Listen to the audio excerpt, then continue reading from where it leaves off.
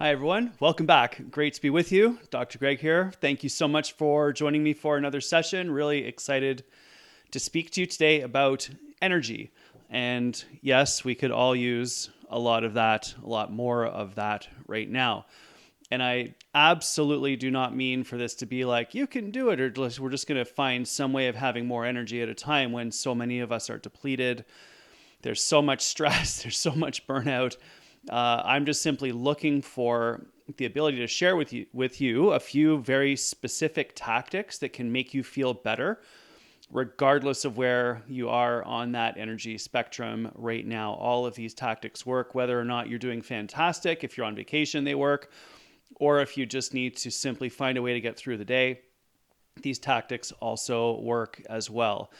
So, grounding us in what we're trying to accomplish today, we are looking to build the ability to energize, just to craft this capacity to have a little bit more energy in our life. This is factor number 2 in our life engineering framework.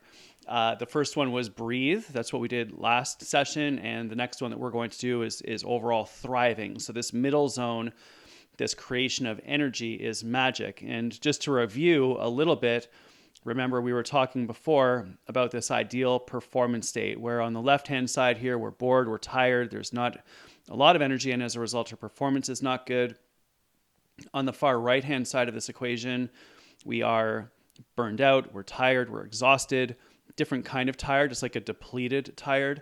That's definitely over here on this side. And in the middle zone, we have the state where everything is absolutely fantastic. We're energized, we're not too tense, and we can do what we love to do at the highest possible level. The practice for all of us is to figure out how we can calm down in some cases, how we can release some of that tension. That's a lot of the breath work that we spoke about last week. But this week, what I want to do is give you the tactics that help you to elevate your energy, increase your energy to get you back in this ideal performance state. Now, I want to ground this in science and very specifically take you to a little bit of a story about some work that I was doing previously. So this is an image of one of the athletes that I was working with. I did a lot of work in canoe kayak over the years. I do research on the integration between breathing and movement. So anything that is in train. So running, swimming, paddling are all great sports for me, cycling as well.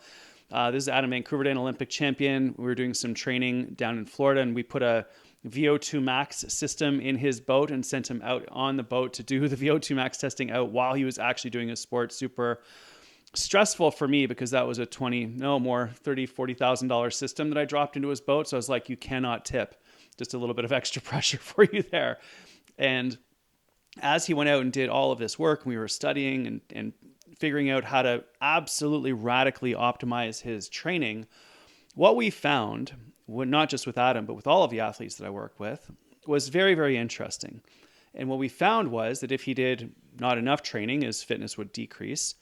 But really interestingly, if we did too much training, his fitness would also decrease. So the magic was trying to find the middle zone where you were doing enough training to stimulate adaptation, but not so much training that you're burning out.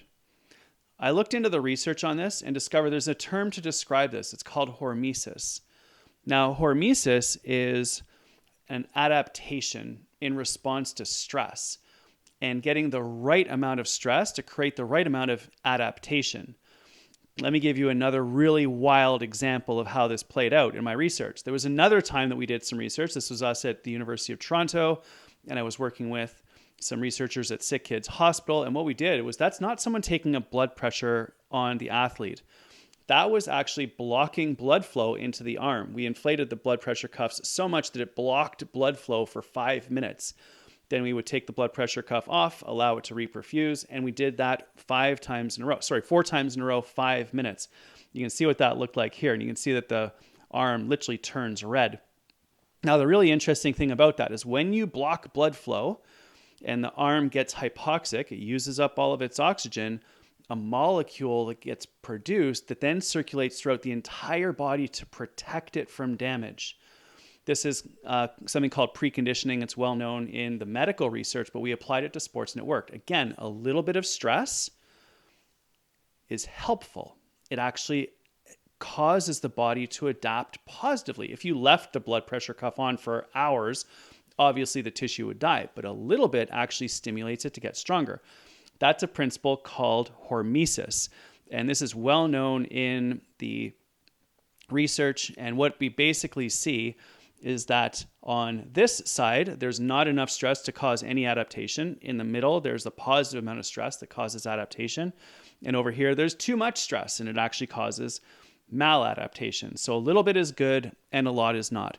How do we create a little bit of stress that is great for us to help give us more energy? That's the grand challenge that I want to share with you today. And the first tactic that I have for you, now we're going all into tactics. That's enough science, no more science, I promise. It's 6 minutes of science. It's too much. I get it. Let's now dig into the actual practices that we want to do. The first one is physical activity. Anything where we move our bodies. Walk, run, jog, swim, bike, paddle, lift weights, gardening, housework, they all work absolutely fantastic. Now, the cool thing about any type of movement is it causes a little bit of stress for your lungs, so your lungs get better. Causes a little bit of stress for your heart improves. Puts a lot of stress on your bloodstream improves. Puts pressure on the mitochondria to create energy. You get more mitochondria. These are the energy, the organelles inside of your body that break down the foods that you eat to create energy. Your muscles obviously get better, and most importantly, your brain gets better. But let's get back to this idea of hormesis, and a little bit is good and a lot is not. Check out this data when it comes to exercise and mental health. What we have found is that 3, 4, or 5 workouts a week seems to have the best impact on reducing depression and anxiety. It makes you feel better. But notice that if you don't do any exercise at all, so on the left-hand side of this graph, over here where I am right now, there's actually an increased risk. So no exercise, you have an increased risk for depression and anxiety. Similarly, over here on this side, if you exercise too much, you have an increased risk of depression and anxiety. It's that middle zone that's the magic. This also goes for not just how many exercise sessions per week you try to do, it also applies to how long those exercise sessions are. 45 minutes appears to be the best for lowering your risk of all-cause mental health challenges. This is not just about mental health. This also has to do with your immune system. There's powerful research, this is called the J-shaped curve, that shows that, again, if you're over here and you don't get any exercise or very little exercise, you have an increased risk for upper respiratory tract infections, getting sick from colds or the flu. So, or COVID or whatever other respiratory tract infection seems to be coming along. So no exercise at all, increased risk of respiratory tract infections. Look at the middle, the athletes in the middle moderate training zone in that middle have a lower risk for upper respiratory tract infections. So a moderate amount of exercise at a moderate intensity is great for your immune system. Over here, when people train too much, there's too much exercise stress, your immune system gets compromised and you cannot stay healthy. So when it comes to exercise, it's a perfect example of hormesis. It shows us that there's this beautiful middle zone that we can be in order to get all of this positive benefit, but too little or too much doesn't actually work. So what's the protocol then? What do we try to tell people to do? The protocol is 3 times a week for about 45 minutes. If you want to go up to 5, that's totally cool. Walk, run, jog, swim, bike, paddle, yoga, gardening, housework. Don't care what it is. It doesn't matter. If you want to get advanced, it does. If you're doing a marathon, obviously you need to run. But for the rest of us who are just trying to stay healthy on a weekly basis, we're just looking for a few times a week, get out and go for a walk. Maybe go for a bike ride on the weekends. Take a yoga class, do some spinning, lift some weights, vacuum your house. All of that counts and gets you all of the physical benefits, the immune system benefits, great for your heart, great for your lungs, great for your brain, all those sorts of things. That's all that we are trying to do. And I recognize that this may not be possible. To take 45 minutes is hard, so you can break it up. It doesn't need to be all at the same time. You can go 5 minutes in the morning, 20 minutes at lunch, couple little 10-minute walk after dinner at night. All of that stuff works. It's all absolutely fantastic. Okay, so that's exercise. The second area where this plays out is when it comes to heat. Heat can have some powerful hormetic effects upon the body. Think sauna or a hot bath or being outdoors in the heat. That seems to help our cardiovascular system because when we're exposed to heat, either through a bath or a sauna or being outdoors on a very hot day, we create something inside of our body called a heat shock protein, which circulates throughout your body and responds to the environmental stress of heat. This is my heart rate curve when I sat in the sauna one day. You can see I did some breath work, sat in the sauna for 4 songs. And as I was sitting in there for longer and longer and longer, my heart rate kept climbing and climbing and climbing. It actually got up to 146. That's pretty high for someone who's over 50. And I was just sitting there listening to music, sweating. And then obviously I jumped in the water and cooled myself off afterwards.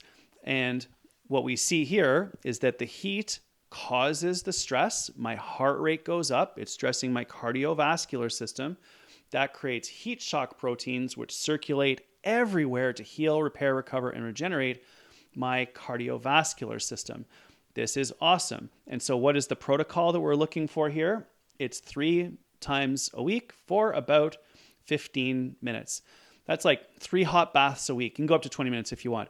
But anywhere in that sort of 10 to 20 minute zone is absolutely fantastic. If you've gotten the sauna a few times a week, absolutely spectacular. Like if you have one at your gym, definitely after your workout, jump in the sauna.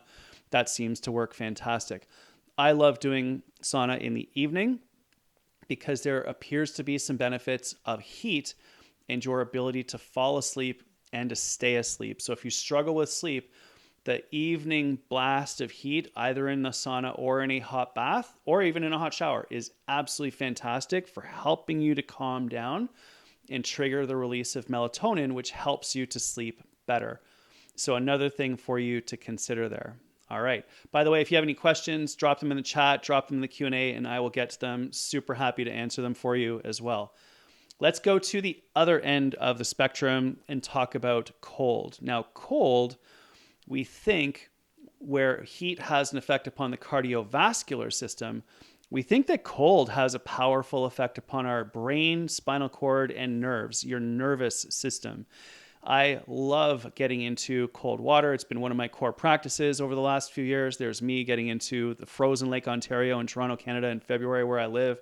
You can see my dog coming to join me. Actually, she came out and bailed on me. So there she is. She's like coming to check me out. She's like, oh my gosh. And she's like, nope, you're on your own, buddy. I'm out of here. And she's leaving me to, do what it is that I do in the morning. Now, you don't need to get into an icy cold lake. You can simply do 30 seconds of cold water on your forehead or between your shoulder blades at the end of your shower in the morning, or even just if it's a cool morning, just go outside, be in that cold air. That has an effect as well, especially if the cold is on your face. There's so many nerve endings on your face that can really help to get this going. This is my heart rate when I jumped into cold water. Isn't it interesting that where my heart rate increased when I was in the hot environment, my heart rate decreases when I'm in a cold environment. So this is calming your nervous system. And there's really interesting research that seems to be suggesting that cold water immersion is excellent for people who are struggling with depression. So there's something going on here. More research obviously needs to be done to figure this out and elucidate it a little bit better. But there's something happening with our nervous system when we expose ourselves to cold. I love cold in the morning. Also, because cold water exposure seems to increase adrenaline or epinephrine and a few other hormones and neurotransmitters that help us to focus and concentrate a little bit better. So I love the cold water in the morning because it sparks my brain, gets me ready for the day. Heat at night, get that melatonin going so I can fall asleep. That way you get the nervous system benefits and the cardiovascular system benefits by bookending your days with a little bit of a tweak in terms of your body temperature. Unlike the heat, where you need to be in for 10 to 20 minutes, in the cold, it's super fast. Like 2 minutes is amazing. Like if you can, at the end of your shower in the morning, turn down the temperature, it doesn't have to be cold, start with cool. Eventually you can go to cold. And just take a few breaths with the water hitting your head, your forehead right here, your third eye, or perhaps between your shoulder blades. There's a deposit of brown fat there that could become metabolically active. So that's something for you to consider also. And again, back to hormesis, with heat and cold, a little bit is good, a lot is not. Think about hyperthermia or hypothermia, not good situations. A little bit is good, a lot is not. Both will help to increase your energy levels and build your health at the same time. All right, having a little bit more fun here. Music is another powerful tool that we can use to elevate our energy. This has a profound impact upon the brain, and there is a reason why Olympic level athletes listen to music right before they're about to compete. It helps to elevate their mood. It helps to give them more energy. There's research that has been done that shows that there are 7 regions of the brain that increase their activity levels in response to music. And those are the same 7 regions of the brain that are down-regulated in depression. So when we listen to music, that elevates our mood, elevates our energy. Don't be afraid to create a playlist for the gym, on your way to work, dinner with your family. Any of those things would be absolutely fantastic for you. So leverage the power of music. Similarly, we can use this just to calm down and relax. That's my daughter Ingrid and my dog. Played a lot of music at home over the course of the last few years. And what we're looking for here is about 30 minutes a day, basically. Just listen to music on the way to work, listen to music in the gym, listen to music while you're playing dinner, while you're making dinner. Some sort of a music exposure for about 30 minutes a day can make wonders, can do wonders in terms of improving your mental energy. Continuing to flow now through all of this and finding tactics that can elevate your energy. Believe it or not, water is the fundamental energy currency of the body. I've got some right here. Cheers. What water does is it fuels your mitochondria. These are the little organelles inside your cells that break down the foods that you eat to create energy via the Krebs cycle. You can see here that there's 4 inputs to the Krebs cycle. You heard about in grade 10 bio. Without water, you cannot create energy. The more water that you have in your system, the more that you can create energy from the foods that you eat. If you're tired, if you have brain fog, if you have the afternoon crash, my first go-to is not to grab another coffee. It's to drink a whole lot of water.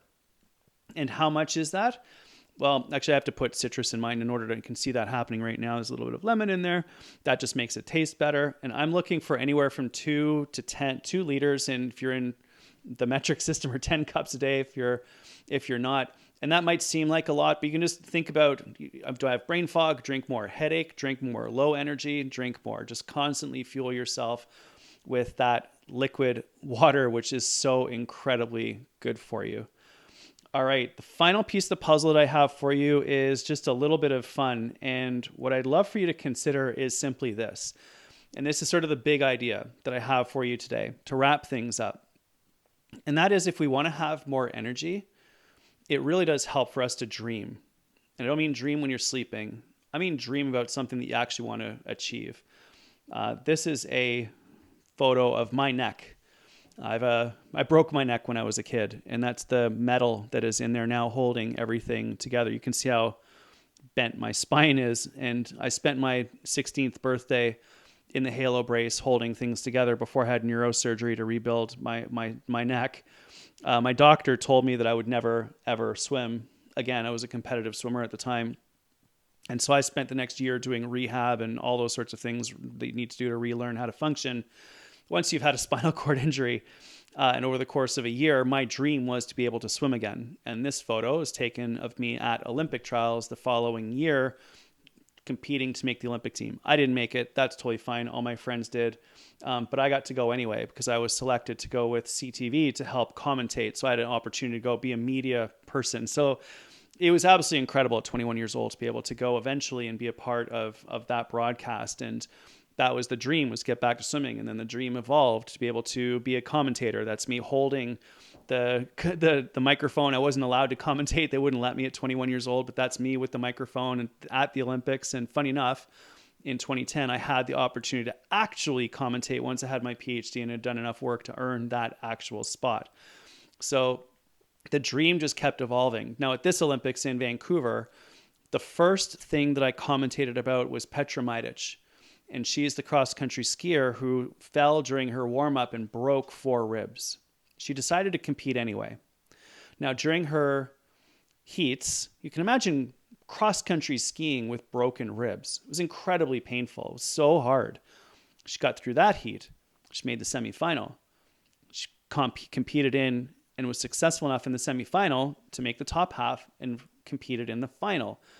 In the final, one of the ribs punctured a lung. She had a pneumothorax, her lung collapsed. She kept going anyway and ended up on the podium in 3rd place in bronze medal position. That's her doctor and her ambulance and her paramedic about to take her to the hospital. She refused to go to the hospital until she had the medal around her neck, and that's her in that moment. Now, in the interview afterwards, she said something really, really interesting. When they asked her, Petra, how did you do that? It must have been so painful. She said, what I went through today, racing and competing to win the bronze medal, was nothing compared to what I've been through over the last 25 years, training, racing, and competing to make my dream come true. She didn't say goals, achieve my goals, achieve my quarterly objectives. It was to achieve my dream. And that was a lightning strike in my brain, because as someone who has worked with over 208 Olympians in my career, that is not something we normally say. We often say goal setting. What she said was training and racing to reach my dream. That's huge. If we look back through history, we have a consistent record of people thinking differently and thinking about their dreams. I would encourage you to do that as well. Think about your dreams. Consider what really lights you up. Consider what you love to do. Consider that the work that you do ultimately helps people. It solves problems. It might not feel like it in the day-to-day grind of getting a contract done or building a lesson plan or whatever it is that you're doing. Like building a presentation for me, right? Building a slide deck, but delivering it, oh my gosh, super awesome. Getting feedback from people afterwards, spectacular. That's the magic. So when it comes to this and putting it into practice, this is my final idea that I have for you, is I'd love for you to consider giving yourself permission to dream big, but practicing the small wins on a daily basis. Go for a walk, take a warm shower at the end of the day, cool shower in the morning, hydrate during the day to keep your energy levels up, and give yourself permission to dream so that you can live the life that you want to live. I love this quote by Walt Disney. Remember, it all started with a dream and a mouse, right? Little tiny things begin with a big idea, but the small wins every single day are what take us through to the finish line. So that's it for me today. I'm over time, and as usual, I've gone over, but I wanted to get those ideas across to you and just begin to spark your brain about ideas to help you build a little bit more energy in your life. If you want to check out all of the resources and everything that we've done to date, everything is at this website. When you go there, you might be prompted to sign up for the newsletter. Please do so. We've got some incredible stuff lined up to go out in our weekly newsletter that will definitely help you put this into practice. If you have any questions, message me through my website. The contact page goes to me. I will get back to you. And I'm honored and grateful that you showed up to hang out with me here today and think about how you can elevate your energy. Get a little bit of exercise, leverage heat and cold, get super hydrated. 4 easy things that you can do right now to fuel your ability to reach your dreams. All right, everyone, that's it for this week. Thanks so much, and we'll see you in the next one.